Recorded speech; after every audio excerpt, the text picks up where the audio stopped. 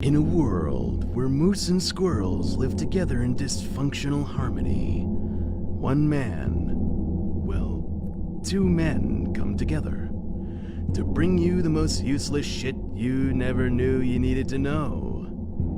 Welcome to the Moose and Squirrel Show.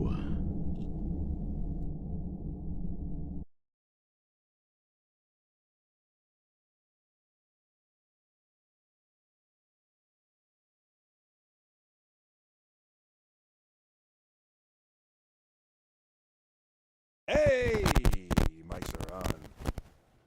Mic's on, camera's on, but the lights ain't on, so we're in the dark today. We're in the dark. It's wicked dark. Oh, and it's dark and smoky. Yeah. Are we here? Are you here? Quiet, numbskulls, I'm broadcasting. Hey. Moose in. Squirrel. Yeah, there you go. What's It's going on, been a brother? while. It's Bo. It's JD3. Fuck yeah. He's driving the bus. I'm a passenger, as always. We took last week off for Father's Day, and we're happy to see you today. We're going to talk about abortion. No, I'm kidding. That's a joke. It's the Bo and Jay D3 show. We're going to talk Roe versus Wade. We're going to talk about that on the show today. We're going to talk about Bo versus Daly. Yes. We're kidding. See, we're up to snuff on cultural events here. Yes, but we avoid those like the fucking Yeah, plague. we don't talk about elephants in the room. Yeah, we don't want fucking getting all our viewers butt hurt. No, we want them to get butt hurt. Anybody that wants to have a political conversation with me, you're more than welcome to come down to 125 Bypass 28 in Derry, New Hampshire, and we can have that conversation. I don't think you'll like the results, though. Speaking of Bypass 28, I was driving down. Hey, Ma. Hey! Nice to see you. How's Florida? Is it as scorching as it is here in Derry, New Hampshire? It was 90 degrees when I pulled in the driveway. Hot, damn hot. Me man on fire. Jamie Forbes. Jamie Forbes! Your sideburns are starting to look like Andre the Giant's. And my beer consumption is right up there with his as well. Hell yes. Did you ever see the picture of him holding the can of beer and it looks like this? Yeah, exactly. It legitimately, his hands were so big, he holds a 12-ounce can of beer. I love that. And it looks like me holding this little tiny-ass lighter. It's what was it ridiculous. like? 156 beers in one sitting. It was something. And just Wade Boggs ridiculous had like 33 on a flight? Yes. Yeah, all right. Yeah. My heroes. Yeah, Wade Boggs had 33 beers on a flight. And he's like, oh, it's got to be some kind of record. And somebody said, no, Andre the Giant had over 150 in one sitting. And then he said, but not on a plane. on my way here, I got to tell you this. But could he hit the curve? Oh, I'm guessing Andre the Giant couldn't. I'm guessing Andre the Giant couldn't hit the He'd curve. swat at it. Yeah. But yeah, could you imagine what he looked like standing in the batter's box holding a baseball bat? oh my goodness, he would look like Wally, but It'd look 8 like- feet taller. Holy hell! Look at you Ma guys. says it's awesome in Florida. Excellent. Say hi to the alligators and flying cockroaches for me. She keeps saying there's no alligators down there. She hasn't found them yet. Yeah, exactly. Right. That's fun. So welcome back, everybody. We took a little respite there for Father's Day. Give us a little. How was your Father's Day? Pretty uneventful. I slept almost the entire day. I did a whole lot of fucking nothing. Oh, that's right. You were in pain. Yes. You were in pain. Yep. I forget what I did on Father's Day. I sat and waited for my kids to say hello to me, and He's still waiting?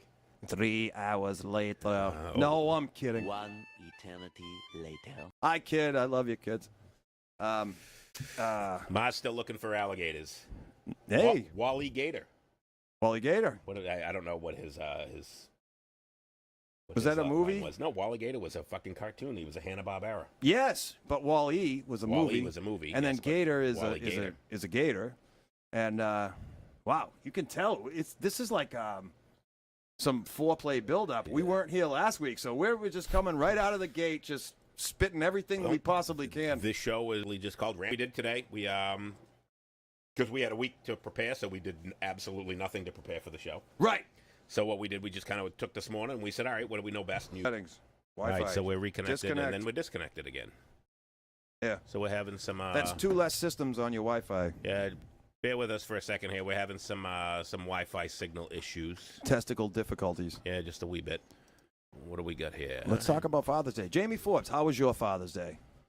Jamie Forbes has a beautiful... He said, I skipped Father's Day and all those superficial holidays. I told them I'm your father every day. Just don't be assholes today. I like it. I agree with you. I'm not a fan of the Hallmark holidays, which is exactly why I slept just about the entire day. If you're going to give me a day to myself, just because I was able to find somebody to reproduce with me, I will take that day and I will nap the entire fucking day. Yeah. And that's pretty much what I did. I sat on the couch. I think I watched about 8 hours of Forensic Files in between my naps. I smoked a couple of cigars. Not wrong with that. I ate some greasy, disgusting food that I shouldn't eat, that I'm probably, my colon is still trying to pass. I did a whole lot of charcoal smoking that day, and I am actually I'm on vacation right now as we speak, as of yesterday at 11 a.m. So, cheers to that. Vacation. Sons of bitches. Haven't had one since Yes. January. All right, Sorry so to those that don't get one. But here's the real breaking news. So now let's try this again. Breaking news with Moose and Squirrel. Live. So you guys know we talk almost every week, just about every week, about Karina's Cakes, 14B East Broadway, Derry, New Hampshire. Not once, but twice this year. She has been recognized, once by WMUR, which is the Channel 5 news station up here. Channel 9. As having Channel 9, Channel 5, whatever the fucking channel They're it all is. affiliates. It's a channel. Right. So WMUI, Channel 5, Channel 9, Channel 5 if you're in Massachusetts, Channel 9 if you're in New Hampshire. Yes. Viewer's Choice, Best Cake/Cupcakes in New Hampshire 2022. And then just today, we were notified that the union leader, which is the liberal rag trash newspaper out of Manchester. Let's not. Oh, I'm sorry. Did I? It's just a newspaper. It's a newspaper out of New Hampshire. It is the main New Hampshire newspaper, and we were recognized. Karina's Cakes were recognized for the Viewers' Choice Award 2022 for best cakes in New Hampshire. Look at that. So that is. Let's give a round of applause now for Karina's Cakes. Best of New Hampshire twice, once by the TV, once by the newspaper. So the two things that you should never, ever, ever believe anything that comes out of either of them, this is the exception to that rule. Absolutely. This you should believe. Karina's Cakes, Derry, New Hampshire. Real deal.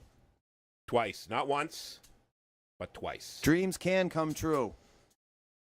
When you're awesome at what you do, go out and fucking show it to the public. Best bakery, best cupcakes, best stuff to get you fat. Yes, Unless it's masturbating. Don't go out and show that to the public. So, yes. So, everybody, if you haven't had Karina's Cakes yet, if you haven't had a cupcake, a whoopie pie, haven't had her make you a birthday cake, you're fucking missing out. And my bank account is missing out, too. So, let's do some congratulations. Ridley Walker, I celebrate Father's Day by having unprotected sex with random women in an attempt to keep the dream alive. You motherfucker! Yes. Yeah, when I was a kid, it was my goal in life to have one illegitimate child in every state in the union. Who says you don't? Who says I don't? I travel for work. You never know. Well, let's not make assumptions You never here. know. But that was my goal in life, was to have one illegitimate child in every state. Hey. One fatherless bastard child in every state. I was told by a scorned woman when I was younger that I was, because I broke up with her, I was told I had a child. Aren't all women scorned? After they leave me, yeah. Because they're like, sorry, I got no choice. No, I'm kidding. This dumb broad told me that I had knocked her up.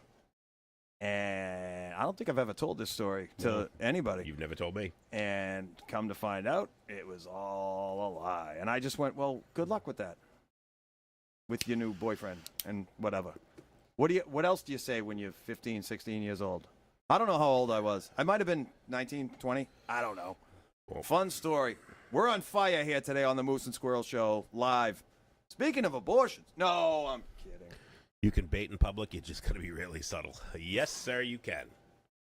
All right. So that's more pro than I am. Randomness. Just all right. kinda, so we're going to ask some random questions. We want you guys, obviously, to answer as well. So they're mostly, I think they're all music related. I'm going to say mostly because I can't remember all the questions. But yeah, I can't see we got anything. A bunch of questions.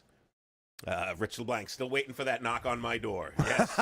and when you get that knock on the door, just remember. Use your Second Amendment right. And, yes. Take care of that problem. All right, so random. I was going to say something, but then no, I would just yeah, the gunshot. I know where you're going with that. Not but, doing it. Nope, we'll talk about it in September, maybe. Not prudent at this juncture. Nope. Definitely no. Not. All right. Bad news bears over here. Yeah, that's fucking terrible. Don't do it. Will not do it. All right, so here we go. All right. So we're going to start just random questions, mostly music-related questions. Yeah. Come to find out. All right, random music questions. So, Okay. First one I got for you. What do you got? You're going to have to put your thinking cap on. You're going to have to go way back. Okay? Yeah, and we did surprise questions to each other. Yes. You So- said, I got some for you, you got some for me. Right, so some of these questions were John, some of them were mine. What's the first album you ever purchased with your money? Not something that your uncle gave you, the guy from Dudley's Bike Shop gave you. What's the Gordon first Jump. album, Gordon Jump? The first, all right, not school shopping in 1982 with your parents for new school clothes and asked you them got for $5 from your grandma and your birthday card. You went down to Strawberries Records and Tapes, or you went to Rocket Records, or I went to Caldor. Caldor, wherever. Sears. In Malden. You went to Sears. All right. They had a great music selection at Yes, Sears, they didn't did. What's with your own money? All right. You went out and said, "I'm buying that album." What's that's the first one you ever bought? Fucking great question. These questions are for you guys too. So comment Yes. section. Tell us what the first one you ever bought is.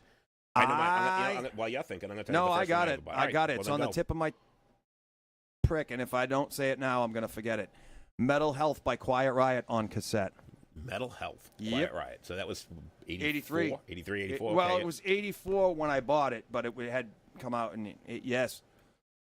Yep. So one of my neighbors had a yard sale. Jamie Forbes says the 45s count. 45s, yes. So the first thing that you bought, whatever it was, first music With you your bought, own money. cassette, because there are some youngins on here, cassette, CD, but not download. Something you physically had to go into a store and buy. Because so the download first music record doesn't count. I ever got, my parents bought me Afternoon see, Delight by the Starland Vocal Band. I'm sorry to hear that. Well, it's the first one that you paid money for. On your own. Downloading music doesn't count. So Walked for up those to of the you, counter and paid for it by yourself. For those of you who have never been into a record store and bought, doesn't count. We want to know that you went in with your own money. You had that Abraham Lincoln $5 bill, and you couldn't wait to burn in a hole in your pocket. And went Jamie, we're not talking about stealing it from Stewart's. All right, Ridley Walker, Number of the Beast, Rich LeBlanc, Metallica Ran Justice for All, Foofy, Michael Jackson's Thriller, Jeremy Cook, Diary of a Madman, Carrie Silver, Kill 'Em All. Great answers. See, I stole more out of Strawberries on Boston Street than I ever bought, but I did buy a lot from there, too. Don't get me started on I'll Ridley probably Walker, go holy to shit, prison. I bought Number of the Beast at Caldor in Malden. Yes, that's where I got Quiet Riot's Metal Health. One of my neighbors, Phil, lived across the street from us, and they were having a yard sale. Yep. And my mother gave me $1 and said, go buy something at the yard sale. And I went over there, and they had this big box of Weed. Vinyl 33s. And being I was probably 11, 12 years old, I start flipping through, and I'm looking not for anything because I didn't if there was no Weird Al in there, I didn't know any of the bands that were in there anyways. And I remember flipping through it, and I saw an album, and the cover looked really cool. And I took it out, and I said, how much for this? And he looked at me, and he goes, why do you want that? And I said, oh, it looks cool. And he said, put that garbage back. That's my wife's. So I put the album back in, and he started flipping through, and he pulled out Aerosmith. He said, how much you got? And I said, I got $1. And he said, I'll take it. Wow. So I gave him the $1 for it, and it was the original that had like the clouds in the background with the picture of the band in the middle. It looked like something that the debut from '73. Yep. It looked like something that like a 9-year-old would do with Microsoft Word, and just really cheesy, shitty looking album cover. And I was like, really? Take it home and listen to it. You'll love it. Yeah. I brought it home. I listened to it, and that up until that point, all I ever listened to was Weird Al Yankovic, and from that point on, I fell in love with Aerosmith. Yeah. I ended up going out and paying for, with my own money, pretty much every. That was the only vinyl I think I ever bought in my life, other than some ones that I bought to hang in the studio. But I didn't buy to listen to. I bought for the album artwork to hang in my studio. But that, I think, is the only vinyl I ever bought. After that, I went out and I bought cassettes. And if you remember the Gutless Cutlass, I had the milk crate in the back seat that was filled full of cassette tapes. Yeah. So I had every Aerosmith, every Metallica, all the Priest, all the Maiden. But the first thing that I ever bought, the original Aerosmith album. Nice. Aerosmith. All right, what else we got here? Jamie Forbes, Tommy Two-Tone, Jenny, and yes, JD3 from Stewart's. Yes. And they were 45s. I don't think I ever bought a 45. My parents had a ton of that stuff. I remember they had a box in the basement that had like Elvis Blue Hawaii. It had Beatles White Album. Elvis Blue Hawaii. Yes. That's a lot of people. That's like damn. It was right next to Debbie Does Dallas. I didn't know he was gay. All right. Anyway. But it was a ton of albums down in the basement. And I remember listening to them and was just... It wasn't, the more the hard rock and stuff. It was all that 50s and 60s, stuff that I enjoy now. But as a kid, I just was like, this is old people music. My mother's first 45 she ever bought on her own, that she brought home with her own money, was, I forget the name of the group, but the song Short Shorts from the We Wear Short Shorts. They ended up making that into a Nair commercial. Her older father, conservative guy from way back when, told her, take that record up. What the hell are you listening to? What are you listening to? Take that off. I never want to hear that again. Ridley Walker, I also got Iron Mania and Moving Pictures. Yes. After Quiet Riot, I got Pyromania. Yes. Hey, watch out. About Elvis. I love Elvis now. The original Joking. I love Elvis. Richard Blank actually through glue and Dallas like 2 days ago. Through glue. Spider-Man. Splat out. All right. Right, so that was question number 1. So that's That was basically what fun. we kind of did today. So That was a good one. That was the test. What's the last? I think what's the last one? And again, not downloaded, not something that you purchased on Apple Music or Amazon. Something that's physical copy of music. The last. I got one. It's either Squeeze Frank. Uh-oh. Something's going on. Hold on. Squeeze 45 the singles. Oh. Hold on.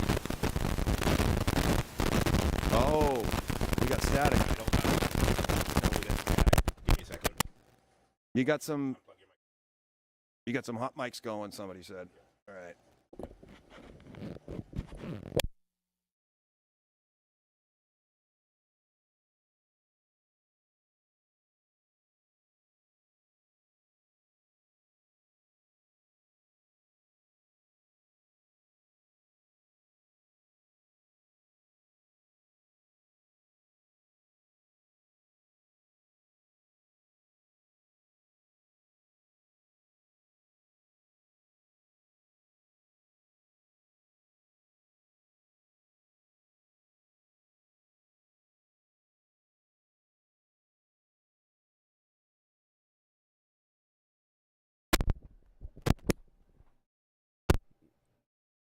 All right, my microphone's back on. Don't plug yours in yet. Wait. Yep. We'll see if it's your microphone. Let me know when you get sound back from me. All right, just give it a minute because there's a lag. There's a lag. We got to wait for... All right, so Jeremy, you saying I got sound back for me? Jeremy, you can hear me? Yep, we unplugged the cables to find out which one it was. All right, so I'm good. Now plug yours back in. It might be your cable.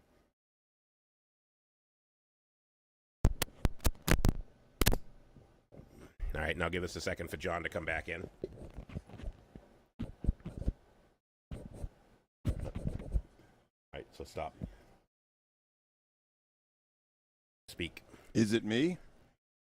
Is it live or is it Memorex? Is that you, John Wayne? Is this me? All right, so no more static. All right, They can't hear me? We're listening over here. Karina's downstairs. Sorry, folks. Give us a second. Technical difficulties. This happened last week where we got a little bit of static too. But, all right, that's John plugging his microphone back in. Uh-oh. All right, so I think we're back on. Back, okay. All right, sorry about that. Little technical difficulties. We're all back on. Everybody's happy. So, Watch the video. I look like fucking Vinnie Vincent. I will. I'm going to replay repeat the last question. So we said, what was the first one you bought? What's the last one? Physical copy of music. Downloading music doesn't count. And what did you say? I got mine. You get yours. I went to a couple of thrift stores. I bought Squeeze 45 the singles. Great fucking album. And REM Automatic for the People. It was $1 in Goodwill. So there's that. The last two that I bought, and I don't know which one I bought. Actual CDs. Last actual CDs. Okay. Megadeth 13, when they were on the tour. Yep. For 13, I got an autographed copy of the CD for like $30. Nice. Had the whole band autograph on it. It had Dave on it. Dave, 14-year-old. Yeah, there was no videos of him whacking his pud to some 14-year-old, but there was or the screenshots of his text messages to the poor little girl. That was not on the album, but Oof, so I got we don't that, condone that. And I also local band Temporary Insanity. I bought their CD probably right about the same time, so I can't say. So it was either local Temporary Insanity or it was Megadeth 13. So it's been a while since I actually purchased physical music. All right. All right, so here we go. All right, what do we got? Tell Squirrel to stop chewing the cords.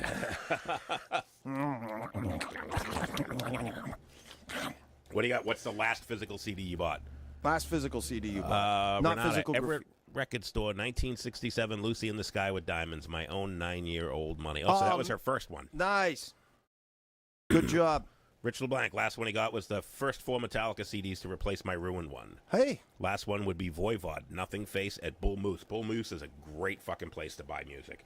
Up here in, you buy it in Salem, New Hampshire. That's the only one that I know of. I think there's one in Manchester too. Oh, cool. But Bull Moose is kind of like the old Rocket Records, where you can buy new and you can buy used. You can trade in your own music. I need to find a place like that. Bull Moose Music, if they're still around. I don't even know. I know there was one in Salem. I used to go to that one all the time. Bull Moose and Squirrel.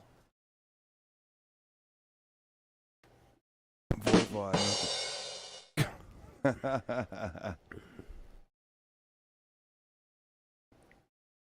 So what do you got? What's the last one? All right, Jamie Forbes. The last 2 CDs I bought were at the Salvation Army down here. That's Culture Club's Greatest Hits and Glenn Miller's Greatest Hits. Nice. Good choices.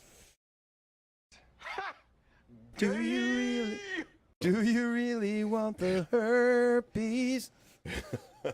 Why don't they just call him Girl George? Wouldn't that be like appropriate nowadays? They were wouldn't fun. Be Boy George I liked, and I still don't mind a culture club every now and again. You know what I heard today on the radio?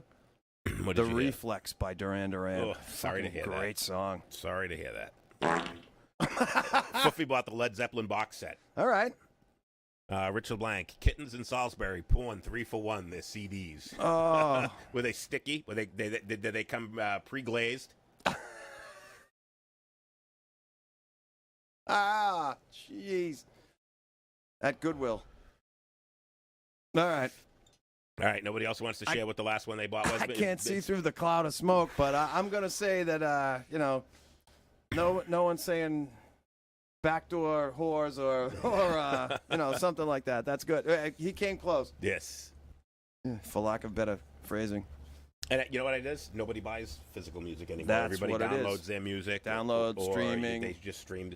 Stealing. That's you can pretty much anything that you want to listen to, you can listen to on YouTube for free. So nobody buys music anymore. Yep. And it's sad because I used to have an absolutely gigantic music collection. Yes. I probably at one point owned over 300 cassettes. That's what I first started buying. That was, the age I grew up in. Oh, yeah. Everybody had cassettes.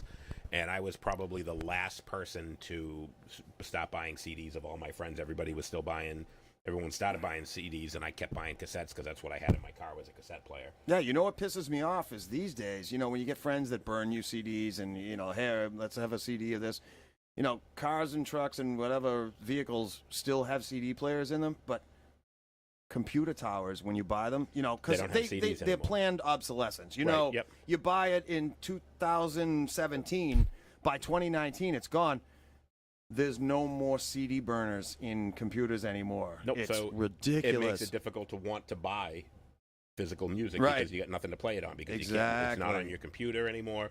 Nobody owns a fucking CD player anymore. I actually own one, but it's sitting out in the studio unplugged, collecting dust. Yeah, I couldn't find one in my house if I wanted to. All right, Jeremy Cook, Rammstein, named Kerry after Silva, the airshow crash. Dimebag Darrell, the hits. So was it like a Pantera and Damage Plan kind of compilation thing, maybe?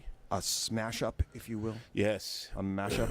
All right, next question. Name one artist you've never seen live but would really love to. Stick to people who are still alive because we have another question for dead people. So someone that's alive, they might not necessarily be playing music anymore, but somebody that's still alive that you would want to see in concert. I'll give you one. Because I listened to them when I was younger. Culture Club. I kind of, hey, absolutely. I'll tumble for you. All right, real quick. Jamie Forbes, the download era killed music business as we know it. My kids will never consume the music experience that we did, and it's sad. Your kids will never go to Tower Records and go through 5 floors of music and books and box sets and all that fun shit that we had when we were young. I used to go to Rocket Records on Route 1. Loved it. Because if you bought something and you didn't like it, you could sell it to them, or you could trade it in and get store credit and actually get music you liked. So you didn't really have a fear of buying something that you didn't know and hating it and then just, burying it in your collection somewhere if you didn't like it. Yeah. You could return it. And all the cassettes on the far wall, all the CDs were new in the long boxes. Yep, the long boxes, and then they so you wouldn't still steal had them. vinyl, which was rare back then. Jamie Forbes wants to see Deep Purple. All right. That's it. Fuffy wants to see Aerosmith. Ma wants to see Earth, Wind, and Fire. I just saw that. I would go to Earth, Wind, and Fire with you, absolutely. Yep. If Culture Club came out in 2020, they'd be hugely popular, in charge of the nation's health. Ozzy, and only because I somehow missed him initially. Rammstein, the shows are wild. I want to see Black Sabbath with Ozzy. I want to see the original lineup. I don't want to see Ozzy playing Ozzy. I want to see original Black Sabbath. My daughter saw them, and I haven't. My youngest daughter saw them, and I haven't. That's shameful. Yeah, it is shameful. But she was 17 or 18 when she saw them, and when I was 17 or 18, they weren't together anymore. Ronnie James Dio was still singing for them. So Rich LeBlanc, Ozzy overrated after Black Sabbath. I love Black Sabbath with Ozzy. I don't like Ozzy with by himself, and I don't like Black Sabbath without Ozzy. A lot of his music was the ultimate sin. Or both would be appropriate for that comment. I just took a shot in the dark. Dan Fogelberg. Is that like a joke? You really want to see Dan Fogelberg? No, I'm down with that. Yeah, I don't know that I could name a Dan Fogelberg song. I just know that Dennis Leary made fun of him, so I'm guessing that it was. Met my old lover in the grocery. The snow was falling Christmas Eve. Don't know him at all. I picked a booger from inside my nose and I wiped it on her sleeve. That's Dan Fogelberg. Anyway, I would see right now active musicians still playing Megadeth. Because I loved them when I was younger. I got into some different shit when I was a little older and a little smarter. And, I think I just got fired from the Moose and Squirrel show. No, but I would love to see, because I've always loved Dave Mustaine. And whatever pedophiles or revolving guitar players he's playing with these days, I would love to fucking see Megadeth. And by the way, Ridley said it was a joke. He does not want to see Dan Fogelberg. Ah, shit. That's why I sang a parody of an actual Dan Fogelberg song. Yeah, I've seen Megadeth probably the most out of any band that I've ever seen play. I just broke a bone. Don't hit my bar. No, I broke a bone.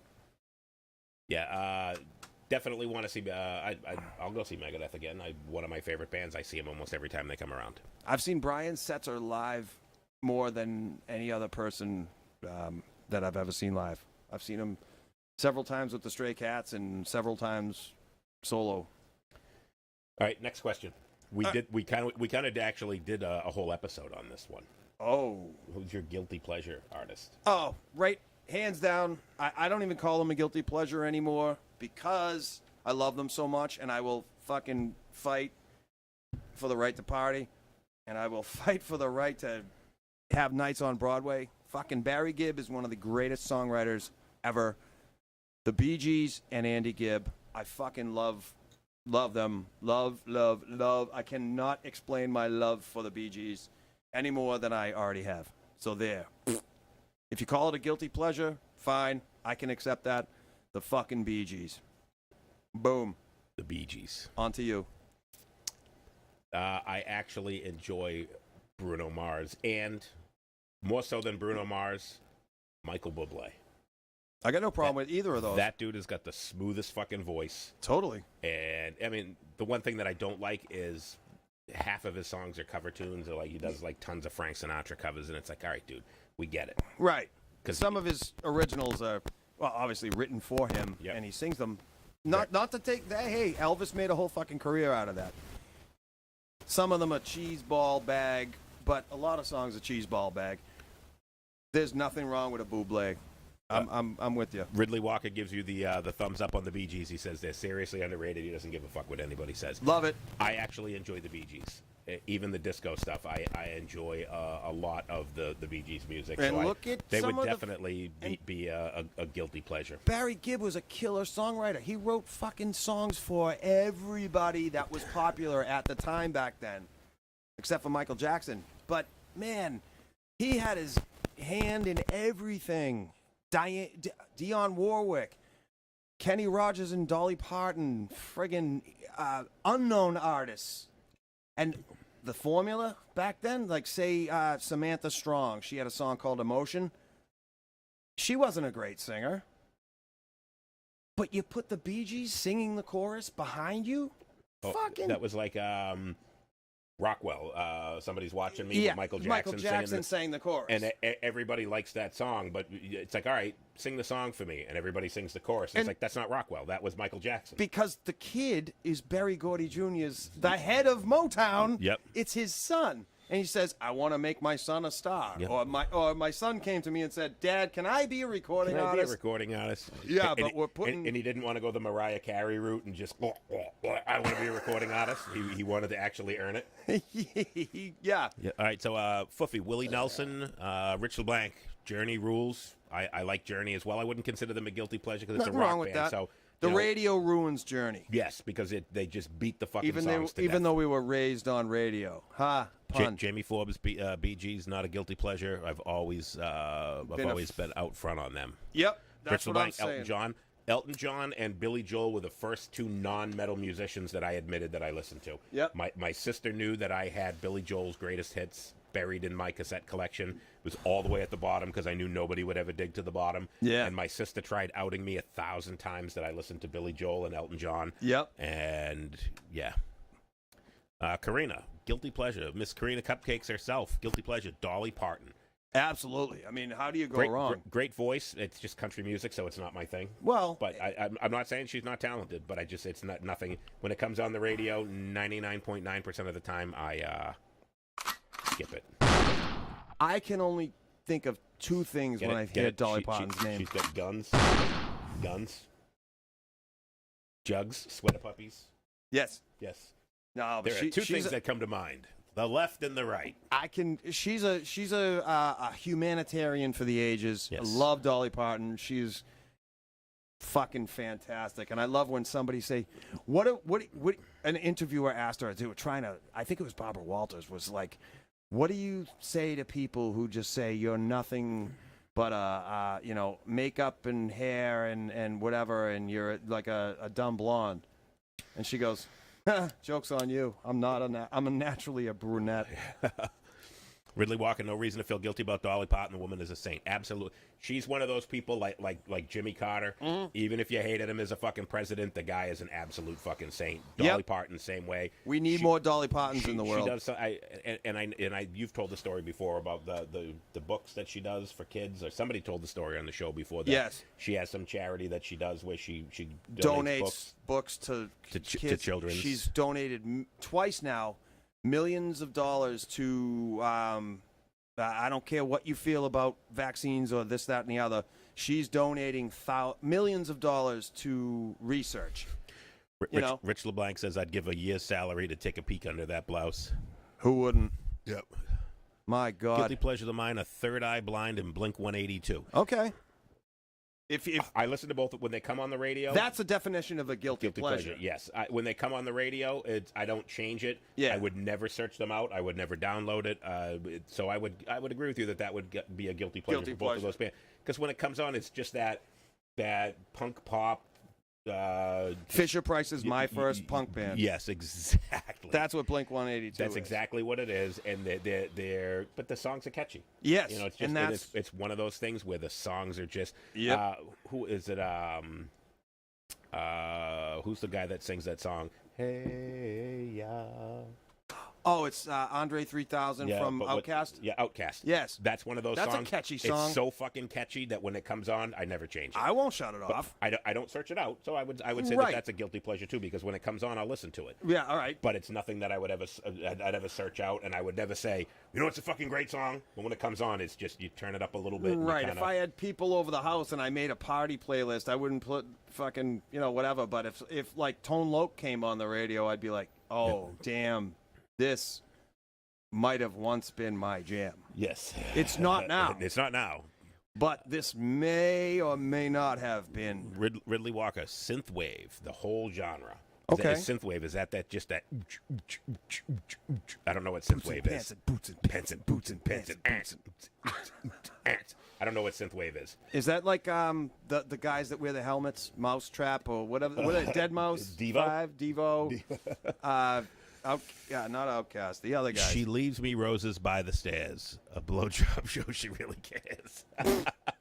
Isn't that the word? That's the words, right? That's Blink 182. Yeah. Fun fact: they were called Blink, right? Yep. And they were from what? Southeastern. They were from like San Diego or some shit.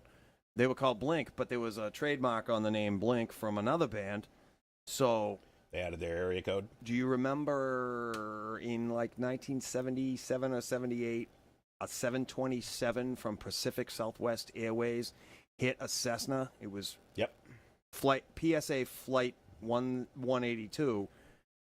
They didn't see it in their radar, and the air traffic controllers didn't tell them that the plane was under them. They hit the Cessna, and there's fucking photos of this plane going down in flames, and the last thing you hear on The black box. The black box voice is, recorder.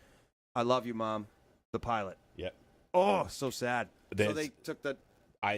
There's actually a YouTube channel dedicated to plane crashes. It's my life. They have one for that, and I watch those while I'm sitting at the airport waiting to get on a plane. You are a crazy nutcase. nutcase. And I make sure that I have the sound turned on so you can hear the thing going, whoop, whoop, pull up, whoop, whoop, terrain ahead, whoop, whoop, pull up. out. What? Pull out. Well, all the people sitting around me are going, Holy hell. yeah, so I watch plane crash videos before I get on the plane. That's my whole. Synthwave is the 80s movie soundtrack inspired synth music, like John Carpenter. Oh, yeah. All the music that he does for most of his movies, very creepy. Okay. Love that shit. So I'm with you. I love that kind Is of that like a pump up the volume thing with what's his face in Technotronic? No, remember Pump up the volume. No, dance. not yeah, I remember that. But remember the movie Pump Up the Volume with the crazy actor with the crazy eyes that he made a career out of imitating Jack Nicholson? Christian Slater. Yeah. Pump Up the Volume. I think Winona Ryder. Oh God. Shit, I forget. All right. How about a band you once hated but you now love? Oh. And you know my answer to this because I've said it a million times. Okay.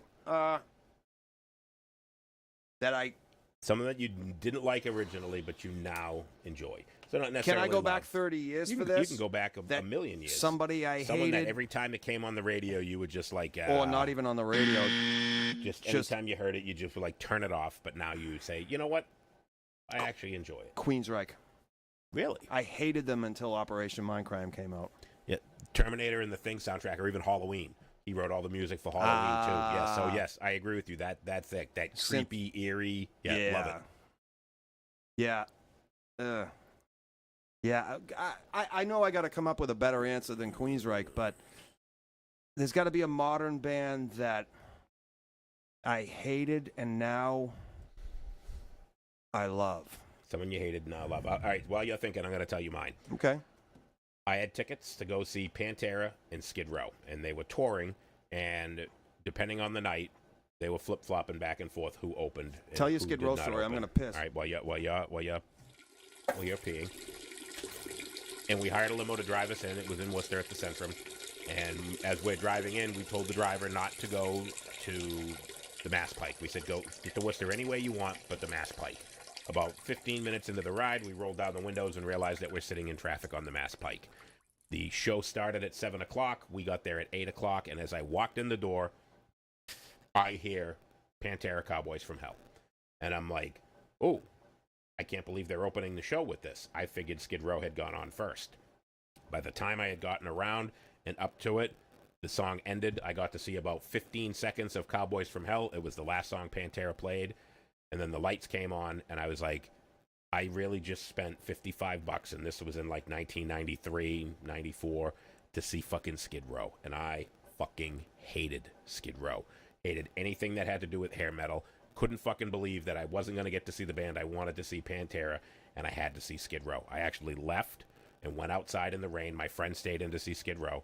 And I was outside, it was pouring fucking rain, and I was walking around Worcester pissed off, and I actually got to meet Phil Anselmo for about 5 seconds as I was walking by the bus, and it was pouring rain. The bus door opens up, and Phil Anselmo comes out, and he's smoking a joint, no surprise there. And he's like, he sees me, and he's like, hey, what are you doing? And I'm like, I came to see you guys, and fucking, limo driver tell him the fucking story, and he's like, oh, that's bullshit, man. Hey, hold on a second. He goes back on the bus. Guy comes out and says, here's a ticket to get back into the show. You're not going to stand out here in the rain. And I'm like, oh, just let me come in and hang out with you guys. And he's like, nah, that's not fucking happening. So I ended up going back inside just as Skid Row started, and I was angry, pissed off, because I didn't fucking want to be there. And fucking Skid Row just kind of, they blew fucking doors on the fucking place. And that's in reference to him peeing, not just Skid Row. I didn't want to see it, and I was so adamant that I was going to fucking hate this band. And they absolutely fucking blew fucking doors. Sebastian Bach, I've said it a million times, my favorite singer. If I could start a band and pick one vocalist, it would be Sebastian Bach. And Skid Row completely fucking blew me out of the fucking water. They were fucking amazing. And shortly after that, they released their second album, Slave to the Grind, which was more metal and not, they kind of went way away from the hair metal stuff. And I absolutely fell in love with Skid Row. And then, unfortunately, they put out that third album, which was Unhumankind, which was terrible and shit, and then they disappeared into nothing. But I actually even enjoyed their first album. After seeing them live and seeing how fucking great they were live, I now very much enjoy Skid Row. Excellent. All right. Rush, couldn't stand Tom Sawyer, overplayed. Now I love it. That's Fuffy. Ridley Walker, the first two Skid Row records were great. I agree, but when I first heard the first Skid Row, I fucking hated it. Rich LeBlanc, waiting for a band to come out called Tent City. Homeless people. Yes. You know what? I gotta say, wasn't this a question we tossed around and it didn't make it to the big leaderboard here? But what was the question? And I think this is basically the same kind of thing. What's an artist that you didn't care for either way, but somebody that you're friends with played it all the time? And I'll use Dom as an example. He played Bruce Springsteen back in the early 90s all the time. Anytime we were in his car, in his house, whatever. And I never got the whole catalog until he played those for me. And I'm like, I'm actually a fucking fan of this guy now. Fucking A. Yeah. That's not you going to the bathroom. No. I fucking hate Bruce Springsteen. No, you can hate him all you want. Yeah. Nope. I get why people like him. Yeah. To me, it's just that, it's the generic, watered-down, everyday rock. And I never heard his catalog before, and if you dig deep into it, you go, wow, I'm sure I can see why he got fucking famous. I'm sure if I listened to the entire thing, I would find songs that I like just because I'm a fan of music. Yeah. Pretty much any artist, any genre, I can find songs that I can relate to and that I can get into and that I like. But just overall, but I can't not say, a fan. to answer the question correctly, I can't say somebody that I hated that I now love. I can't answer that. There's nobody that you flip the switch on. But once you finally learn Mouth for War and you get to play Mouth for War and Oxidize, you'll start to like Pantera. I was going to say, I'll tell you, a band I hated was fucking Pantera. And now... band I hated, Godsmack. Godsmack, yep. That's another song that you're going to want to play. Now, it's not even, and never mind the songs, I don't mind them. Now, I'm not going out and buying their CDs, but I'm not against it. When they used to play at Bleachers in Salem, when Sully was still the drummer, their music was as fucking boring could fucking be. They were an Alice in Chains cover band. Yeah, and they were just absolutely fucking terrible. And then once Sully stopped playing drums and started singing, yep, their music got much better, and I actually enjoyed it. So I would say before they got big and they played local, they playing at bleachers, I wouldn't go upstairs. Usually I went upstairs because that's where the good bands played. I like Jamie's comment. Sorry. I didn't mean to interrupt you. I can tell you who I once loved and now hate. And that's the next question. So slow down. Slow down. No, but he's got a. Okay, first two records are great, but then fine, I never hear from them again. Yep. Thank you. Yeah, okay. I never need to hear from Pearl Jam ever again. I don't need to hear from them. Rich LeBlanc still hates Godsmack. Fine. So Rich LeBlanc, Seal. That song Kiss from a Rose, every time I fucking hear it makes me want to fucking throw up, but okay. All right. Not a fan. By the way, I've heard nothing else that he's done other than that song Kiss from a Rose, and I hate it because, like you said, the radio ruins you because every time you put on the fucking radio, you'd hear that song, and I can't fucking stand it anymore. But yeah, so for me... We're never going to survive unless we get a little crazy. Yeah. Skid Row for me, and you're saying... So there's ones that you don't necessarily love, hate, but didn't like, now like. Yeah. So Skid Row was a hate for me, and it was because of their image. I wouldn't give them a chance. I just absolutely... Lumped into the hair. I'm like, they're playing with Bon Jovi? Right. No thanks. Right. Not interested. And who stinks now? Yeah, exactly. Jamie Forbes, I played with Godsmack at Bleachers twice after Sully moved off the drums. Nice. I may have seen you play because I pretty much every Friday night and every Saturday, I was at Bleachers for many years until they closed down. I was a Bleacher creature. I played Bleachers upstairs. Yep. Love the downstairs bar. We talked about this before. One of the biggest douchebags in music, Sully Erna. Well, they were doing their Alice in Chains cover shit at the Atlantic Lounge, and when it became the Tank. The Tank. I played at the Tank. And I played Atlantic Lounge.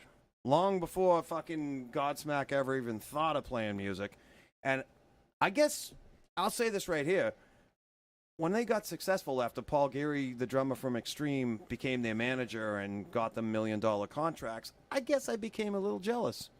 I hated that nu metal sound at the end of the 90s and the early 2000s with the rap bullshit in it and the scratching and the Limp Bizkit sounding fucking shit. It all sounded the same to me, and I was like, well, here's this guy who comes from Methuen, who's doing a great James Hetfield impersonation. Yep. But I was like, you know what? He's got his own voice now, and I don't know. Jamie, Sully used to kick us out of the dressing room so he could meditate. And like I said, douchebag. Yeah. Is this the breaking news? This is more breaking news. So I mentioned earlier that when my mother said she would want to see Earth, Wind, and Fire, Earth, Wind, and Fire is playing August 27th, 2022 in Tampa, Florida. So I guess I will be going to Tampa, Florida on August 27th to hang out with Mom. You'll be on a plane. And we're going to go see Earth, Wind, and Fire. Hey, hit the breaking news thing while we got the breaking news thing. More breaking news. From Squirrel of the Moose and Squirrel Show. Due to Derry Doug Productions, JD3, Johnny Daly, of the Moose and Squirrel Show, will be doing a solo acoustic gig Open that one for me, at Fody's Tavern on 28 in Derry, New Hampshire on July 31st at probably 2 or 3 in the afternoon. Nice. Roughly an hour, 45 minutes set, 45 minutes to an hour set. And, yeah, so that's the breaking news I wanted to throw your way. And we should probably mention Oxidize at the East Derry Tavern coming up on July 17th. I was going to wait till next week to do that one, but we we'll got to start talking about it now. It's a Sunday. So there'll be no Moose and Squirrel that day. And actually, I'm going to talk to Sam from the East Derry Tavern, and we might do Moose and Squirrel before the fucking show. We might do Moose and Squirrel from the East Derry Tavern. That sounds fun. We're not sure. If you play Overkill, I will come. I might do some Social Distortion, Jamie. Kerry Silver used to hang out with Extreme before they got bigger. Gary Sharon was my fucking home economics teacher when Miss Baboyan was out. Ridley Walker, I swear to God, one of the reasons why I hate Godsmack so much is because you could not swing a dead cat without running into someone who went to school with Sully. I don't fucking care. Good for you. You're like 55. That's not possible unless you stayed back like 30 times. Also, the music is trash. I had it's funny that he says that. When I was younger, I was working and I was talking to a girl I work with, and we got to talking about local music, right? And real quick, so I said, this was back in 1999, I want to say, right? And I said, 10 years ago, you couldn't run into somebody that didn't have an extreme story. Yep. Anytime you mentioned extreme, they're like, oh my God, I did this with this guy, and I knew this guy before he did this, and I knew that, blah. I go, and nowadays, in 1999, it's Godsmack. I knew this guy when, blah, blah, blah, blah, blah, blah, blah. She tells me, like, after Christmas vacation, she goes, do you know that I hosted a Christmas party at my house? There were 3 people there, all of them telling me Godsmack stories. She goes, you were right. And I was like, yep, fucking A. Funny. So anyway. All right. On to the next. Now, band that you once loved, but you now hate. We're going to flip that one right around. Someone that you used to like, but you don't like anymore. We just did that. No, this was somebody that you didn't like that you now like. Now somebody that you used to like, but you don't anymore. You don't like him anymore. Oh, so somebody that okay. you were a big fan of that you don't like anymore. And this is a little foreshadowing here, and I'm going to use the same answer for a question that we're going to use a little bit later. You're not going to say Oxidized. No, I'm not. I am going to say Aerosmith. That's what I'm going to say. I was a huge fan of Aerosmith. I said it was the first album that I ever bought, paid Me for too. with my own money. I own everything up to Permanent Vacation. Since Permanent Vacation, trash. Yeah, it got watered down for a couple of years, for a couple albums, and then it just went absolute trash. Jamie just said Pearl Jam. Pearl Jam, yep, and absolutely. I got to tell you, and Carrie says Aerosmith. And Bo's probably got it on video. I know my daughter Sierra does. At Salute to Sarge, when I did the acoustic set, I did Black by Pearl Jam, and my introduction to it was, quote, here's a song I love by a band I hate. Yeah, yes. I love that song, but I fucking can't stand that band. I don't see why I never liked them. So. I never have either. I don't know why they're as great as everyone thinks they are, but whatever. Foofy says Aerosmith or Pearl Jam. See, everybody say if you Aerosmith grew up, and Pearl Jam. If you grew up on Aerosmith, you love them, and then everything they do now you hate. It's trash. And I'm gonna, because I don't want to give the same answer as you. And I'm going to give the same answer on the other question that we're going to ask in a few minutes. It's also the Rolling Stones. They haven't put out anything good since 1984. I agree with you. They put out, who knows, 10 albums since then with not a fucking single good song. Watered down, milquetoast, garbage jam. I'll tell you. Because people see them live, so you have to have it. You can't get people to see you live if you're not putting out new music. So you got to put out some trash album with trash songs. They did the Steel Wheels tour in 89 or early 90. Yep.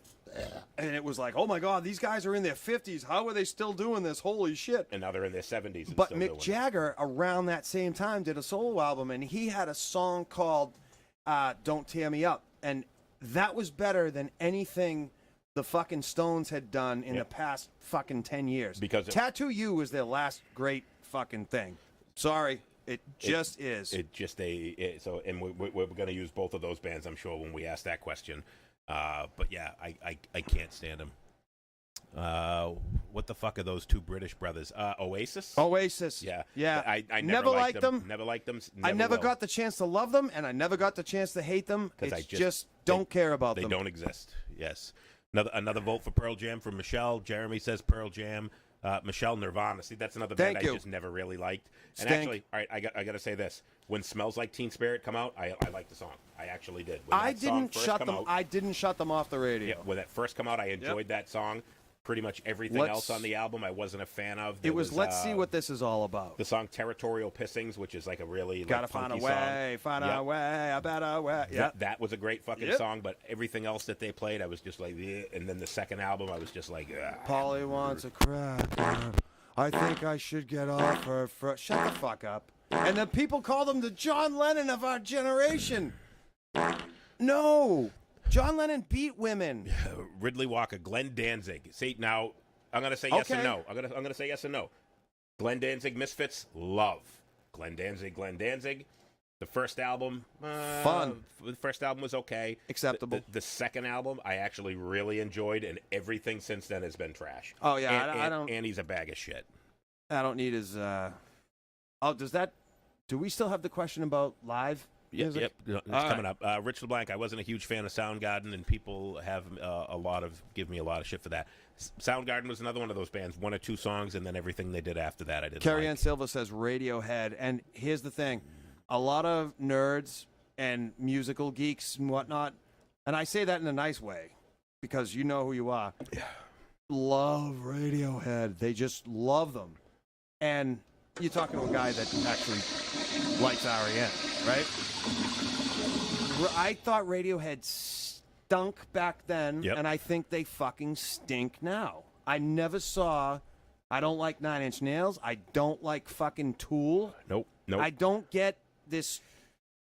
I can sing miserable songs. I can sing sad lyrics, but to drag it all out for a half hour? Yeah. Fish can go fuck themselves too. Yep, not a fan. Ugh. But yeah, so Glenn Danzig, I give you, I will agree, especially if you include the Misfits, because I love the Misfits. Once Glenn left the Misfits, I saw them with Megadeth. It was with Jerry only Misfits. It was Jerry. And it was garbage. They only played like 2 songs that I knew. I saw them in '95 when they came back, and they had Michael Graves singing and Dr. Chud playing drums, and they were on fucking fire. And they did a ton of the fucking great songs you wanted to hear, but wasn't as the show was energetic. I'll say that because this was Jerry's return to music. He hadn't fucking toured with the Misfits in ages. I think when I saw them with Megadeth, there was still a battle about them being able to play the old Misfit song with Danzig because I think Glenn still owned the rights to the music, and that's why they played 20 Eyes. They played, it was probably the songs that Jerry wrote that he knew he could get away with playing, but they didn't play any of the original Misfit songs that you loved. You know, you didn't hear Die Die My Darling, you didn't hear they did all that shit when I saw them. You didn't hear Skulls, you didn't hear all the good old stuff. They didn't play any of that when I saw them. I was disappointed hearing Michael Graves sing them, and then he turned into a crazy right-wing fucking Canadian hockey player. Ridley Walker, Radiohead is pretentious, hot garbage on a summer day. Thank you. And you haven't heard my music yet. I agree 100%. Listen to Rich LeBlanc. I think Boyz II Men are a huge talent. Hated that music back in the time. I'm with you. I think they're fantastic. All right.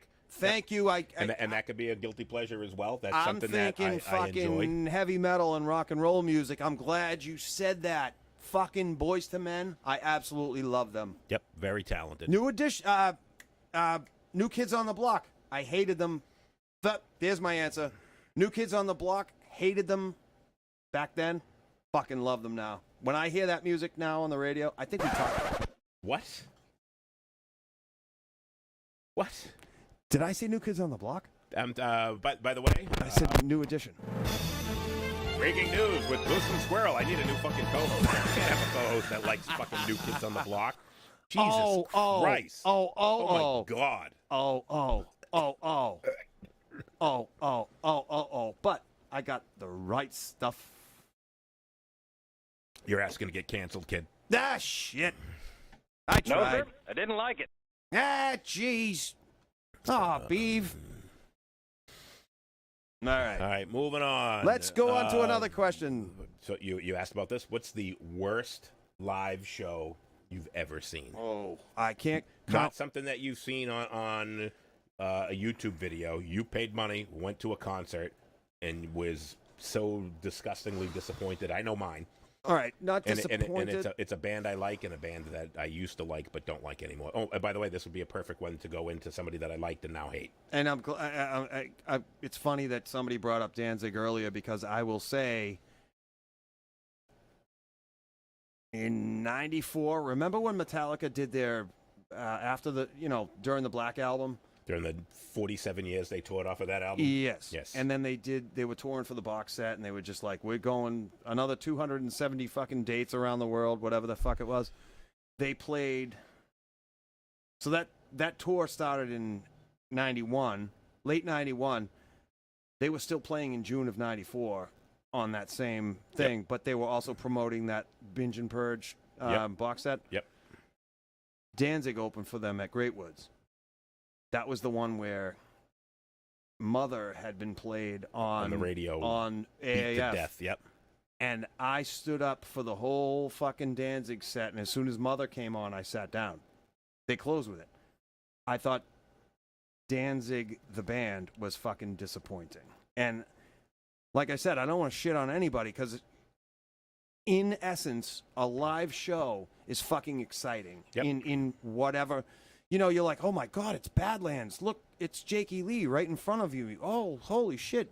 Look, there's Great White. There's Tesla. Live shows are exciting. I'm not going to talk about, this is just... and we're not going to include local music bands. because Yeah. you could go on for I've days. seen some shit. You could go on for hours and Right. hours just about every local band that sucked. But I would have to say, of all the famous touring bands I've seen live, Danzig was the most disappointing. And I've seen Lisa Marie Presley live. No, I'm not kidding.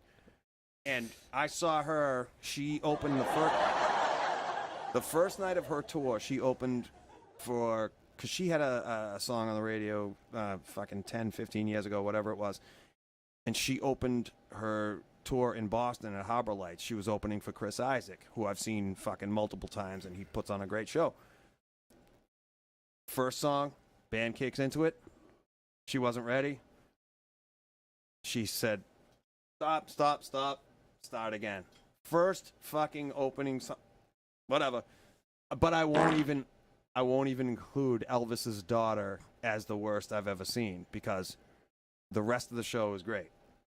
Danzig was disappointing. Foofy says Ozzy. He was horrible. Looked and sounded like he was going to die. I think he's pretty much been dying for the past 20 years. Yeah. I've never seen him, so I can't say. Kerry Silva says I'm going to go with Stryper, even though they didn't suck all that much. Did you see them at Town Line in Malden? They just recently, not too long ago, played at Tupelo Music Hall. Oh, cool. A year ago. Nice. So, worst concert I ever went to was the Red Hot Chili Peppers and Rob Zombie, or White Zombie. It was actually White Zombie. And I was excited to go because at the time I still liked the Red Hot Chili Peppers, Yeah. which is a band that I used to like that I now hate. Which is a sentence I'd never say. Yep, and I'm still a big fan of White Zombie, Rob Zombie. Yeah. His His recorded music. Yes. Red Hot Chili Peppers came out first, and Sadly. all you could hear was Flea's bass and Anthony Kiedis' vocals. You couldn't hear the guitar. You couldn't hear the drums. I feel bad It sounded for you. like a big mush of shit, and Anthony Kiedis sounded like he just finished running the Boston Marathon. He was out of breath on every song. He was more interested in running around and jumping. He, half of the lyrics he, came in late. Stumbled over his own fucking lyrics. It was embarrassing how bad the Red Hot Chili Peppers were. That blows. And I was so disappointed. And I said, well, at least White Zombie's coming on next, and I won't be disappointed with that. And the sound for that was as equally as terrible. 1 hour later. Yeah. You couldn't make out what most of the songs were because it just all sounded like one big mush of shit. The sound was and it was at the fucking Worcester Centrum, a place that has a great sound system. Yeah. And it sounded terrible. And Rob Zombie was just totally not into the show. He was walking around. You figure he'd be, full of energy and jumping around. He was just walking around with the microphone singing like, again, like he was, probably Like it was a hungover. paid gig. Yeah. And he was just, couldn't get through the fucking set fast enough. And it was, without a doubt, the fucking worst show that I've ever been to. And a close runner-up to that is, I saw Disturbed. Oh, First time I saw Disturbed, they were awesome. The fucking sound was great. Dave Draymond, spot on. Love Dave Draymond's voice. Yeah. Fucking, If you like that they sort of shit. fucking kicked ass. I saw him 2 times after that, and Dave Draymond was wearing his Michael Myers jumpsuit and looked like he had spent a little bit too much time at the buffet, and he was out of breath both times I saw him. The second and the third time I saw him. And it was absolutely Speaking of trash. Vince Neil. Yeah, and we have one. Motley Crue, Vince Neil. Oh, I didn't even fat see and that. couldn't breathe. Rich LeBlanc, yep. Did he have a punctured lung from a harpoon? Ozzy ran off stage after every song so he could use an oxygen tank. That's not a surprise. No, I guess. And I've seen some. I mean, if you've seen the videos of Vince Neil, you can't even understand what he's saying. He's going.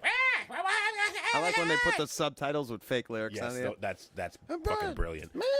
Rich LeBlanc, Red Hot Chili Peppers are awful, and Yes. live and on record. Anthony Kiedis can't carry a tune in a bucket. They're one of those only fucking bands And that you were a fan, because we were both a fan. You even said you used to like that song, Knock Me Down. Knock Me Down and their cover of Higher Ground. I still, fucking to two this great day- songs. To this day, I love that fucking cover of Yep. Higher Ground. That's what made me buy Mother's Milk, and I enjoyed the album. You know, it was kind of, you know, that funky, you know, still kind of metal, but kind of funky, kind of punky, and I enjoyed that album. Nothing wrong with and that. Everything that they've put out since then has just been Fucking crap. Trash. And it's infectious radio bullshit that they get you and you're going, oh my God, and now it's just familiar. Yep. You know? Under the Bridge, I didn't hate it when it first came out. But they just beat you over the head with it. You couldn't get away with it. And Couldn't then, get away from it. But that exposes you to how fucking terrible of a singer he actually is. I'm sorry, vocalist. Yes. He's not a singer. He's not a singer. vocalist. He is a vocalist. And I don't think even he realized how far he was going to go in his music career. He's bad. He's like, I'm the guy that sings for this band. Kind of like David Lee Roth. Yes. Sorry to piss off any Van Halen purists, but David Lee Roth's not a good singer. If you want to see how much magic you can do in the studio, go see Red Hot Chili Peppers live.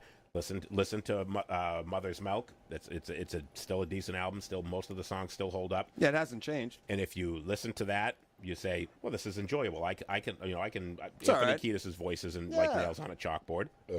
Excuse me. But Then go see him. Then go see him live and see how fucking bad he is, so you can see the magic. And he does a hooba dabba dabba dabba habba habba habba habba habba dabba dabba dabba dabba. Rich LeBlanc, best sounding band I ever saw was the Scorpions. Their sound was amazing. Never seen them. I'd love to see I've the never Scorpions. seen them live, but I've seen live videos of them. And they kick They ass. fucking it makes you think, are they doing what Kiss does now?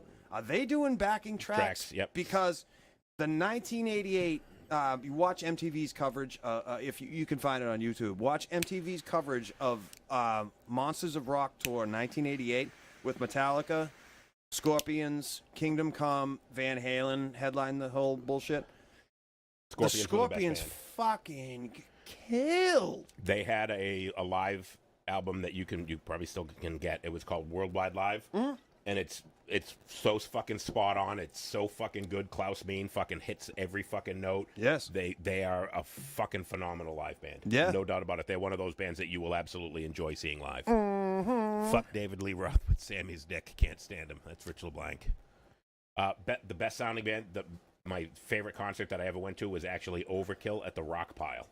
Okay. The first time I ever saw them, and they were another one of those bands that nailed I was it. going to ask you about club shows. That was next. Yeah, so Overkill has a live album that's called Wrecking Your Neck. Okay. And if you see it, it's one of those things where you're like, are they doing backing tracks? Because it's so perfect. Slayer has one that's the same thing where people are like, it's got to be backing tracks. Not Soundtrack to the Apocalypse. That was, I can't think of the Slayer one off the top of my head, but it's another one that's just so perfect that you just like, that's got to be Whitney Houston singing the national anthem. Okay. And there were 2 live shows that were just phenomenal. Megadeth is great live. There's a ton of bands that I like that are phenomenal live, but Red Hot Chili Peppers is not one of them. Club show in a tiny little dump in Derringes in Brockton. Child's Play, 1990. My old band opened for them. One of my old bands opened for them. Whatever. They were on Chrysalis Records. Crystal Meth Records. Yes. They had the song Rat Race. Google Child's Play Rat Race. It was a silly video, silly fucking song, whatever, but they put on a fucking rock show. Best national touring band I've ever seen in a club. Amazing. Eric Testa, Scorpions are great live. Ridley Walker, seen the Scorpions live several times. They're great. They do everything with German precision. Yes. Boom. Audubon. Testa, you were at the Overkill show with me. We were fucking blown away at the fucking rock pile. It might have been Red Square. It was either it was either Dead Square or a Cock Pile, whatever it was that week. And you had to go through all of the fucking all of the Guidos that were out at the fucking palace. You're talking to a liberal here.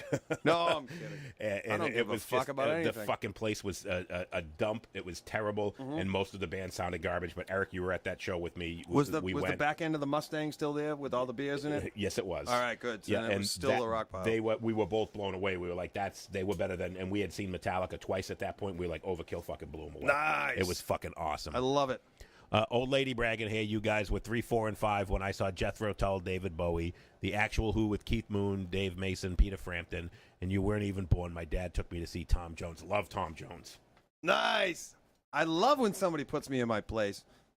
I hate the fact that I was born at the wrong age to not see Keith Moon. That was awesome. All right. Yeah, she got to see all the good bands. Yes. That's what all those people talk about. They say, hey, I might be old. I might be old, but I got to see all the good bands. All right, so here we go. Renata, nice you'll know that comment. You'll know that this was my question by the way I phrase it. Who is the one artist that knows the answer to the question, whose dick do you have to suck around here to get a record contract? Ooh. Not somebody that you hate their music. Right. Somebody that is just flat out not talented. Their songs are bubblegum. Their music itself is cheesy and shit, and they suck. Not you don't like, so don't pick people that you don't like. Somebody that's just absolute that you think is just terrible musicians. Terrible musicians. I will say this.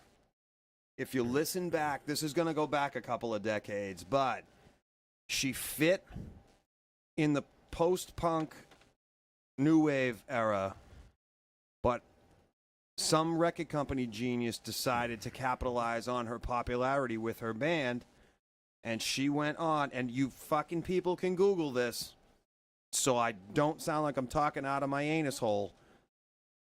Belinda Carlisle from the Go-Go's fit the Go-Go's as a post-punk rock singer.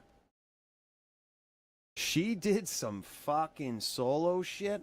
You listen closely, her voice is awful. Awful, awful. Sorry. I'm sorry. I'm not the greatest singer in the world or the greatest vocalist, but you asked the question.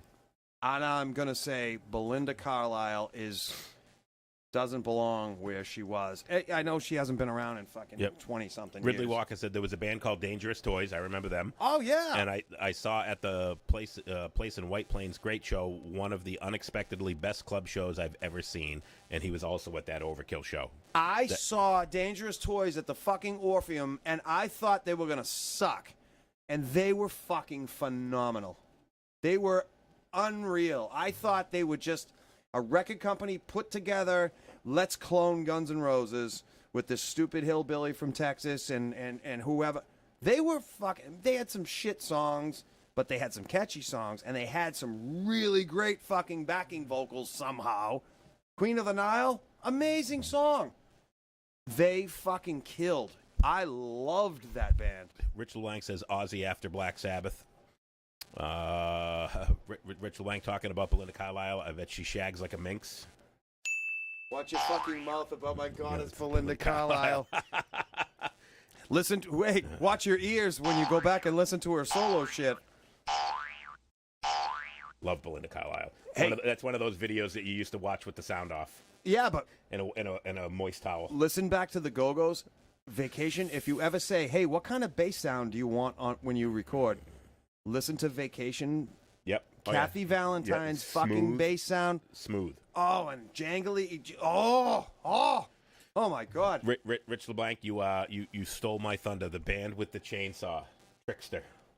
No, they were the bands with the flannel before Pearl Jam. Who was the band with the chainsaw? Fucking Jackal. Jackal, there you go. They ruined. They were fucking so bad. Awful. Terrible. King Diamond. I agree. I don't know who fucking ever signed them. Yeah. They were the guitarist. He put his makeup on over his mustache. Yeah. What kind of silly goose? Even Gene Simmons wouldn't do that. What a silly goose. Eric Testa liked Dangerous Toys. I remember you used to play that in the car all the time, and I used to hide when people would drive by people we knew. He's just teasing and pleasing. Rich LeBlanc, Shakira. Yep, I just want to... Those hips don't lie. No. Nope, they do not. They do not. Jackal, definitely terrible band. Don't know. They killed hair metal. I don't care about grunge. Jackal fucking came out with a chainsaw and it was like, all right, we're done. And Trickster was pretty bad as well. Oh yeah. But give it to me good. I'm gonna go with not a band, but with a singer. Okay. And then every time any of their music, first of all, their music I think is trash. But I don't think that the band, Mary J. Blige. But I don't think the band itself is not talented. Oh. but fucking Mark Slaughter's voice is the absolute fucking worst. Yeah, you gotta fly to the angels. What? Who thought that sounded good? Who, not me, in their fucking right mind thought that sounded good? Somebody basically put his nuts in a vice and tightened it as tight as they could to get him to fucking hit those. Oh my God! Well, look at who hired Just him first. Fucking awful. Vinnie Vincent. Yeah, just absolutely. And they fired Vinnie Vincent and became terrible. Slaughter. Yes. So Jackal, awful. King Diamond, trash. Yep. Fun fact: she washes her own panties in the sink while on tour. What a day to be a sink. He's going to be talking about Shakira. Yeah, Mark Slaughter, just absolutely fucking trash. He knows the answer to the question, who do you got to blow around here to get a record contract? Yeah, that was just Dana Strum, because Dana awful. Strum, from the Vinnie Vincent invasion, the bass player, was friends with Gene Simmons. And when Vinnie Vincent quit Kiss, or was thrown out of Kiss, I'm sorry, and he became the Gene Simmons forged some kind of deal with Vinnie Vincent. He said, well, I'll get a quarter of all the profits of your music here. And Dana Strum became the bass player. They found Mark Slaughter, probably, if you like Mark Slaughter, please never watch this show again. You are not our fans. I think we don't love you. He's probably a nice guy. Ridley Walker, my wife loves Slaughter. I hate them. Whoa.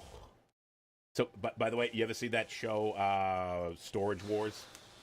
It was on... I don't watch dumb things. Yeah, it was one of those reality shows. Oh. Where the guys went in and they bought the storage lockers, and they would always find like $1 million thing in there. Oh, all right. There was one that Mark Slaughter was on because one of his friends had a lot of his music equipment in a storage locker, and Mark Slaughter was on the show. That and I sounds was just like, sketchy. I'm like, yeah, there's how can you tell your career? Tell me your career is in the shitter without telling me your career's in the shitter. Yeah. Hey, I'll come and be on an A&E fucking reality crap show. Hi, I'm James Heltgren on Storage Wars, and look inside this one. I've got a bunch of JD3's basses and fucking amps and recording equipment inside this thing.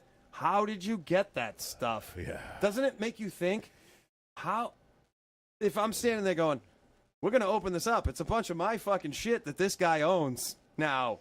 Whoa. Yeah. That's fucked up. Just his voice, much like Eric Testa loves She Drives Me Crazy. You know how you feel about that song, Eric? Fine Young Cannibals. I love that song. She drives me crazy.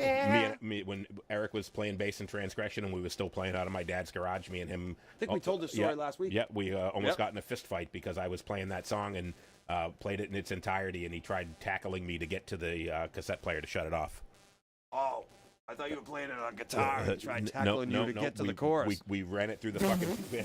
We ran it through the PA system, and he's like, dude, shut it off, and I locked the door so that he couldn't get out, and he went to try and run past me to get to the PA system to shut it off, and I ran past him, and he tried tackling me, and we fell into my dad's motorcycle and almost knocked it over.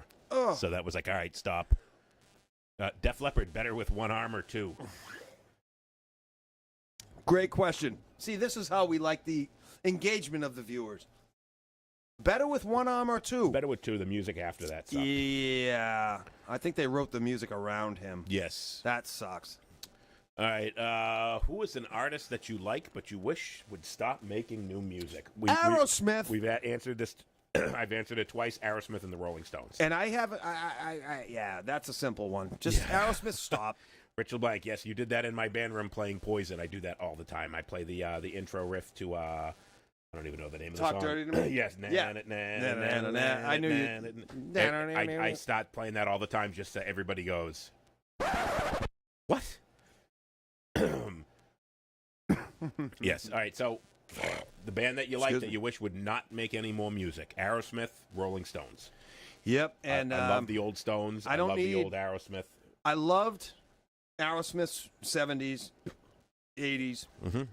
They don't have anything more to say. Anything after, and even Permanent Vacation was kind of, you could see them the going end of the line. Right, that was like the last decent album. I won't say that it was good. Everyone shits on Done With Mirrors, but I love it. Let the music do the talking. talking. It's one of my favorite fucking albums. Here's a little trivia question for you. A little you did not know. My sister is in the Let the Music Do the Talking video. Granted, you don't see her, but radio station gave away tickets because they wanted to do it like a live concert. At the Orpheum. At the Orpheum, so they gave away tickets for everybody to basically be extras at the show. And you can't see her in there, but she was one of the people that was in the crowd. Awesome. And I was pissed because I wanted to go because they were like one of my favorite bands, and she took her friend Tracy Limoges. Now, they filmed that. I'll never forgive you for that. They filmed that in 85, and the kid that was the star of the video, you know, the kid that sneaks his camera in and whatever, 85, he was wearing a Slash top hat. Yes. Where'd Slash get the idea He stole for his it. top hat? He stole it. You From- know that, right? From the... he stole the hat. Yes. But where'd he get the idea to wear that fucking cool top hat was from The Let the Music Do the Talking. Yep. That's not fact. That's me. That's your story. That's speculation, Your Honor. But I will ask the court to leave that on the record because I bet you anything. He has come out I'm sure he's seen that video. as a huge Aerosmith fan. Yep. He said, Joe Perry is my hero and fucking blah, blah, blah, blah, blah. That would explain why he's a mediocre, lukewarm Oh, guitar Slash player. is fun. I love Slash. Saul. Saul Hudson. Rich LeBlanc says, Phil Collins has gotten a lot of shit for putting out new music. Yeah, he looks like he's pretty much dead. I know I'd he's got say- some kind of disease and he's dying. Yeah, he's got no hearing anymore. What? But he is, I would say, he's a guilty pleasure of mine. I like Genesis, and I like Phil Collins. Yeah. Both. Yep. And he was absolutely. in Weather Report long time ago with Chick Corea and Al Di Meola, and they did all that progressive jazz fucking bullshit. Yep. Which is fun, but If you're a musician and you like playing that stuff. sit and listen to people play all kinds of notes Yep. for hours on end. Just to play Yngwie different Malmsteen. notes. Yeah, if you're playing rock music and you're playing all the right notes, it's rock. If you're playing rock music and you play wrong notes, it's jazz. Yeah. And don't sleep on Phil Collins because he is a fucking was a talented fucking musician, and he earned his spot in popular culture. And let's not sleep on Tina Turner either. Yeah, my mother. I was the rider for them and sat outside for 2 hours until the guy at the door saw me sitting in the car and walked over and said I could come watch. So my mom's in the video too. Then she's somewhere in the Orpheum when that video was going. You drove Tracy and Lisa. Awesome. And I remember being pissed off because she liked Aerosmith, but I lived Aerosmith in 1985. They were like my Yep. favorite band, and she got the tickets and took Tracy Limoges. Foofy, New Kids on the Block. I wish they never made music at all. Ever. You got the right stuff there, Fluff. There's just so many bands. You can put you can put Kiss in the category. Another band that I wish never made music, but they haven't made anything. They keep releasing albums and it's all trash. Well, they don't release albums anymore, to be honest. When's the last one they put out though? They've have some somewhat. Recent Jamie will stuff. be able to tell you. Yes. No, they don't. They release. There's a thing now called the soundboard recordings of their live shows, which is basically all pre-recorded bullshit because that's what they do now because Paul Stanley's in his 70s and he can't sing the songs anymore, which is fine. But they ought to. There's a band that should hang it up. Rich LeBlanc would love to jump in the Thunderdome with Tina Turner. Oh, who wouldn't? Yes. Tina Turner from the 80s, yes. Not Tina Turner today, but from the 80s, yes. You don't know me. You don't know what I'm capable of. Tina Turner's legs. Oh, Yes. insured for millions of dollars. Yep. Yeah. We're losing viewers. Well, people getting bored. Hour and a half. Yeah. Oh, well, that's all right. So let's move on to the next one then. All right. We only got a couple left. We actually got two left. Is there a song that legitimately makes you cry? Like legitimately will bring you to tears? I want everyone to Google this right now. Well, after the show's over, sorry. At the First Fall of Snow by Hank Williams. Makes me cry every time. I never heard the song. Well, you will, because you're one of the people I told to Google it after the show's over. And I will Google it. And you will, and it's very sad. For me, it is the White Buffalo, Wish It Were True. First time I heard that song was about a month after my dad died, and if you've ever heard the song, the first verse he sings to his mom, the second verse he sings to his dad, and then the third one is a Vietnam vet, and my dad was a Vietnam vet, and it just, one of those songs that just really hit home for me, and almost every time I hear it, it brings me to tears. That's something. That is definitely a song, and it's probably the only song. Other than pretty much every Justin Bieber song brings me to tears, but for different reasons. Yeah. Because you're in the bathroom furiously showering. Pooping. What The say Rose you? by Bette Midler. Yeah. I got an old video of me playing that on piano on fucking YouTube, I think. I don't remember. That is a beautiful song.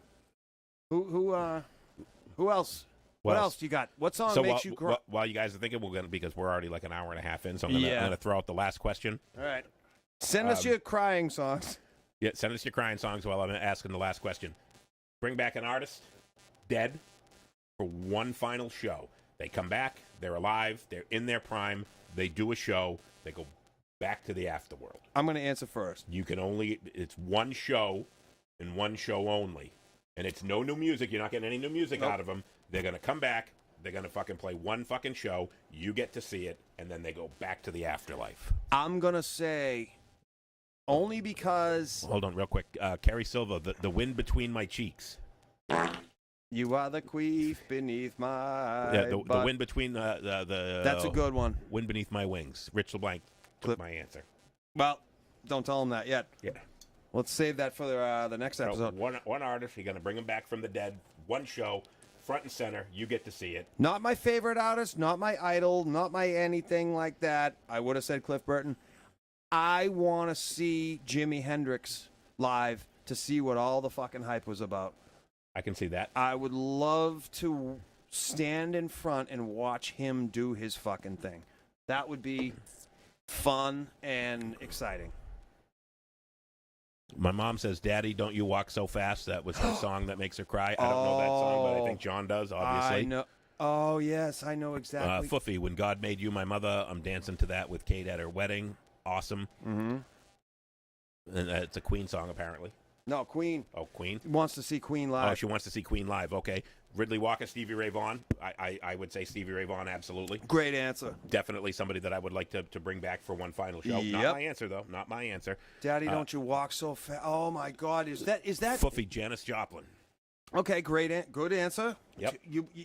This is who you want to see. Right. You just get one shot to see him. Daddy, don't you walk so fast. And is answer that the the last one that... question everyone knows. Mom says bringing someone back, Elvis. Yeah. But not the fat Elvis. No. You want the gold lame suit, I want, 1972 Elvis. No, I want 1957 fucking in his... Yeah, in but, his, but if you do 57, you don't get anything that he wrote after that. Nah, I don't care about that. I want to see him 1957 Swinging before his he went hips. to the military in his suits that were bought at Strayman's or whatever the fuck the place was in Memphis. You know, when he dressed like a freak, like he dressed like the way the black guys in Memphis dressed. He was the only white guy that dressed like the black guys did. Yeah. And I want to see Elvis with his fucking hair flying around and yeah. Mine's a cop out. It's obvious. Everybody knows what my answer is. I would want to bring back Cliff Burton. I've seen Metallica it's a not ton a of cop times. out. It's not a cop out. I agree with you. It's an easy. I don't have to think about it. I'm not putting any effort into my answer. It's I would Cliff love Burton. to see Cliff. But I will say this. It's only Cliff Burton if I get to see him not only play Anesthesia, but I want to see him play another bass solo. And if you've ever seen him live, they played Anesthesia a lot on Kill 'Em All tour and on the Ride the Lightning tour. But partway through the Ride the Lightning tour, he started doing his own bass solos, and he had a ton of other bass solos that he did. I want to see him play Anesthesia live, and I want to see him play another bass solo live. And I get to pick the songs they play. Yep. So, and obviously that means I can't see anything from Justice on. I want to see Cliff play Blacken. It's the first. Well, he never played on that, so it's the first 3 albums. That'd be like you want to see Jimi Hendrix play new songs. You can't. It's his music. I want to see Jimi Hendrix play Sweet Home Alabama. No, I'm kidding. Michelle says Marvin Gaye. All right. That's a great answer. Can I add an addendum to my answer? I want to see Otis Redding. You want to see him sing Sitting on the Dock of the Bay, knowing that it's a great song? Yep. That's his song, right? Yep. That he didn't know that was a popular song. Before he plunged into the lake off of the fucking Great Lakes. Yep. Sam Kinison. That's a good answer, too. Yes, Sam Kinison. Damn. So it doesn't have to be music. It's just one artist. It could be anybody. So there you go. George Carlin. Comedy legend. Yep, George Carlin, absolutely. Give me a George Carlin. Rodney Dangerfield, no I'd doubt love about to it. see Dangerfield in his prime. Yeah, Ridley, if I could go back in time and change history, I would make Lars and Cliff switch bunks. Comment of the day. 100%. It should have been Lars. It should have been Lars. If you've ever seen the T-shirt, it's a picture of Cliff and Lars on the T-shirt, and it says it should have been Lars. Yep. The Metallica would be so different today if it wasn't for the fact that Cliff died. Yep. And Lars survived. I know that Jace... That ranks right up there with fucking Mark David Chapman shooting fucking John Lennon 7 times in the chest and not one fucking bullet hit Yoko Ono. That's right. That ranks those two things right there. If you could fucking trade places, those are the two that you're going to make the trade. And not because I think John Lennon was a great musician, but because fucking Yoko Ono was just fucking garbage. She knows the answer to whose dick do you have to suck in order to get a record contract. It was obviously John Lennon's, but she knows the answer because that's another fucking god-awful musician. You just have to blow a Beatle and you can become a recording artist. Richard LeBlanc, Patrice O'Neill, and Ralphie May. 2 great comics, absolutely. Patrice O'Neill, Roxbury boy. Ever seen Dewey Cox? Wrong band member died. No, I haven't. Foofy. Oh, Prince. Dewey Cox. Prince. Fucking A. Who wouldn't want to see Prince? Agreed. Yep. Damn. That is great answers, people. And that is if Cliff Burton comes back and I don't get to see the bass solo, I would probably go with Prince because I never got to see him live. I would love to see Prince. Absolutely. Now we're living in fantasy land. Damn. Yep. But that's a fucking great answer. Yeah, it really is. That's the end of our questions. Do you guys have any questions? This is your chance to ask us. Music related, anything. Give us a topic for next week. Yeah, give us something for next week. What do you want to hear? Yeah, what do you want to hear us fucking ramble on about? Because next weekend is July 4th weekend. So what do we want to talk about next weekend? It ain't politics, motherfuckers. Chicks and guns. Let's talk about recent Supreme Court decisions. All right, let's do one that. For the 4th of July. Didn't they talk about cops can't forgive parking tickets? Was it something like that? Something like that. Something like that. All right, that's an hour and a half. I think we've wasted enough of your time on a Sunday. Sunday. Thank you all for joining us. Ma wants the answer to Tuesday night trivia's game. You buy the tickets for Earth, Wind, and Fire, and we might be able to work something out. Oh, and I'm on vacation this week, so I'm going to be away. I might even be... Trivia. Moose and Squirrel trivia. I might even be here for trivia. Just make it not wrestling. No, not wrestling. Because then trivia. I'll feel like I wasted a fucking trip over here. It's going to be Pantera trivia. All right. Phil Anselmo, what do I win? All right, folks. Remember, the freaks don't die. They only smell that way. Love you all. Love you guys. Thank you. Great day.